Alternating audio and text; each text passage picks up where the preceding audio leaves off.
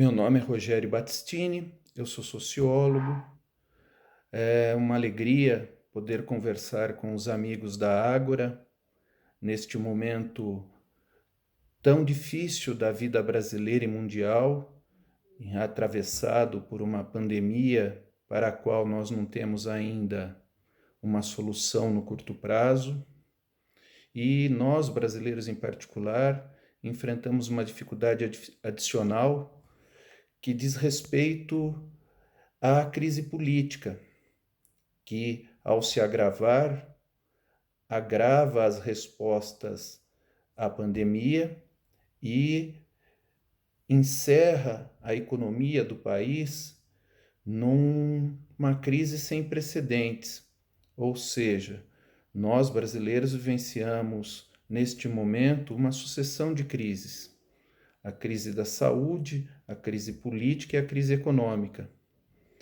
E eu acredito, particularmente, que a saída para essas crises todas não se dará no curto prazo nem com facilidade.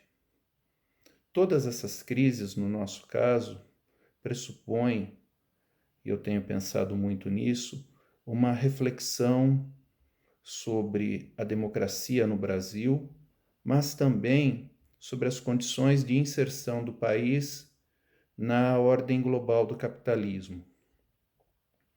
Por um lado, do ponto de vista da democracia, nós temos de pensar basicamente o seguinte: o regime democrático nos leva a refletir sobre o autogoverno da sociedade política.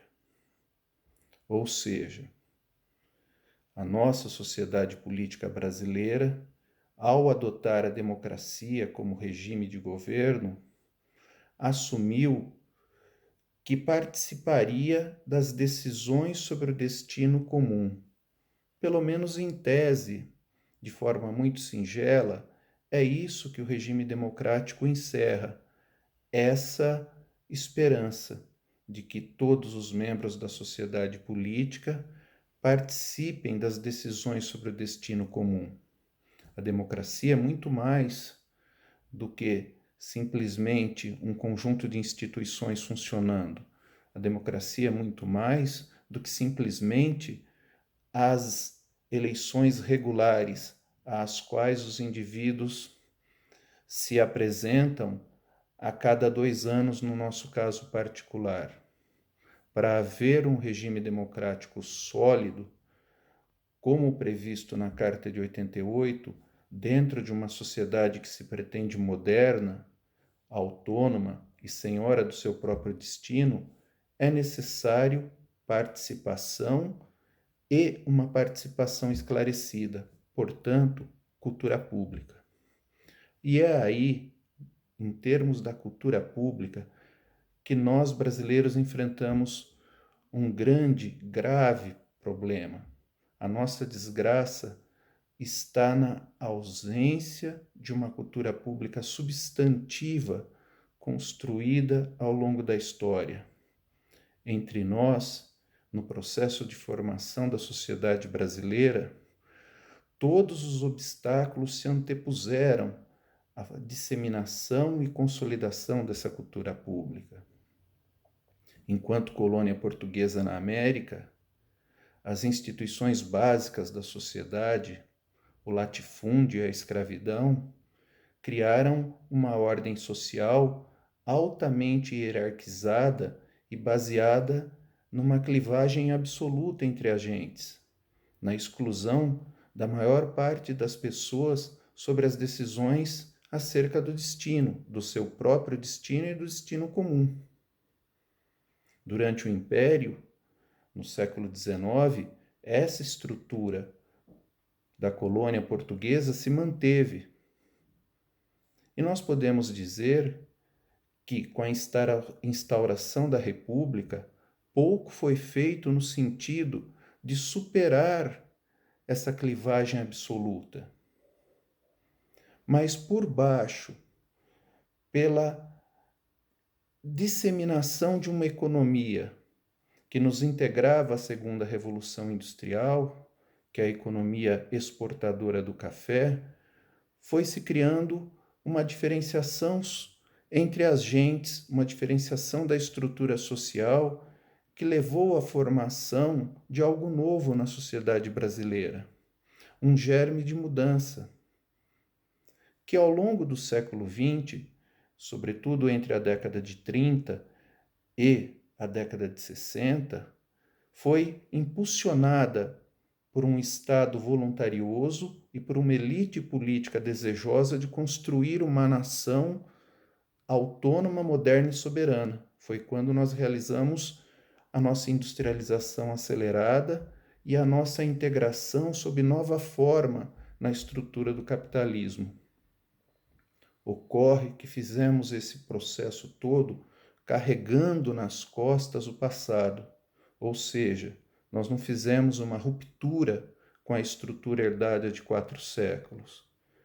Nós, para avançarmos, trouxemos como base da sociedade, fizemos um compromisso com o nosso próprio passado. Então nós formamos quase que 2 Brasis. Um concentrado na indústria, situado no Centro-Sul, que absorveu os benefícios da modernização, e um outro Brasil atrasado, no qual a clivagem entre agentes permaneceu e todos os vícios de origem permaneceram, portanto, contaminando o Brasil moderno e sendo utilizado pelo Brasil moderno como depositório de mão de obra barata, repositório de gentes. Dessa forma, as estruturas herdadas da formação, o autoritarismo, o elitismo secular, a exclusão social se mantiveram. Mas um problema a mais se colocou para nós. Quando completamos a nossa industrialização, quando completamos a nossa transição à forma do capitalismo industrial, o mundo havia mudado. O mundo entrou na terceira revolução industrial, conheceu a automação, a informática, uma sociedade que apontava para uma nova modernidade, para um grau mais avançado de modernidade, onde cadeias produtivas inteiras estavam sendo quebradas, onde a produção já não era mais o centro da vida. O centro da vida se descolava para o consumo e para a dinâmica financeira. Neste momento, um desafio se colocou para a nossa sociedade.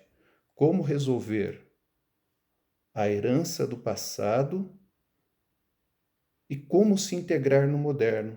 O Brasil passou a viver, na década de 80, 90 e, sobretudo, nesse século XXI, uma sobreposição de tempos, gerando uma sobreposição de problemas. Nós carregamos problemas da nossa formação escravocrata e latifundiária, nunca resolvidos, problemas da transição à modernidade do capitalismo industrial e enfrentamos os problemas novíssimos do mundo pós-industrial. É evidente que são muitos problemas superpostos para serem resolvidos sem que haja uma liderança sólida, uma cultura política sólida, democrática, extensiva a toda a gente. Nós chegamos no século XXI formando uma verdadeira algaravia de tensões, um vozerio onde cada grupo aponta para uma direção e a própria ideia de nação se apresenta ameaçada. E este ambiente conseguiu ganhar dinamização graças, creio eu, a 2 coisas. Uma, as redes sociais e o acesso aos seus suportes físicos, os smartphones. 2, o desmonte de um projeto nacional de educação. Por trás de uma democratização do acesso à educação, sobretudo da educação superior, nós tivemos o desmanche de um projeto de educação de qualidade voltado para a formação da cidadania e voltado para a construção da nação. Se enfatizou a formação profissional nos marcos de um individualismo obsessivo, que dificultou ainda mais a construção democrática. As redes sociais e os smartphones foram utilizados numa sociedade tão fracionada, com problemas tão superpostos, por verdadeiros patifes para a manipulação das pessoas que não se enxergam como portadoras do próprio destino, ou seja, como responsáveis pela construção do destino comum. E nós entramos hoje numa crise de hegemonia. O que está perdendo hoje é a democracia, porque não há uma hegemonia democrática entre nós. Nós falamos de democracia da boca para fora, mas não sabemos do que falamos. Nós falamos de Brasil da boca para fora, mas não nos vemos como brasileiros. Nós falamos de comunidade política da boca para fora, mas não nos vemos como partícipes dessa comunidade política, porque nós não partilhamos o destino com os demais concidadãos. Nós vivemos uma modernidade, para usar livremente um termo do Zygmunt Bauman, uma modernidade líquida, exacerbada, de individualidades absurdamente fracionadas em busca de uma identidade para si, que se realiza pura e simplesmente no consumo, o que eu posso ter, sem se preocupar com o outro. E essa é a nossa desgraça do momento. Porque um grupo de patifes, de manipuladores, conseguiu conduzir essa massa e está conduzindo para o abatedouro. Eu peço desculpas pela ênfase, mas essa é apenas uma reflexão. E como toda reflexão feita no calor do momento, pode conter uma série de exageros e, sobretudo, erros. Mas eu espero que seja uma contribuição para o debate futuro. Foi um prazer conversar com vocês nesse pequeno espaço de tempo. Espero ter outras oportunidades e desejo muito sucesso para o empreendimento da Ágora. Grande abraço e até a próxima.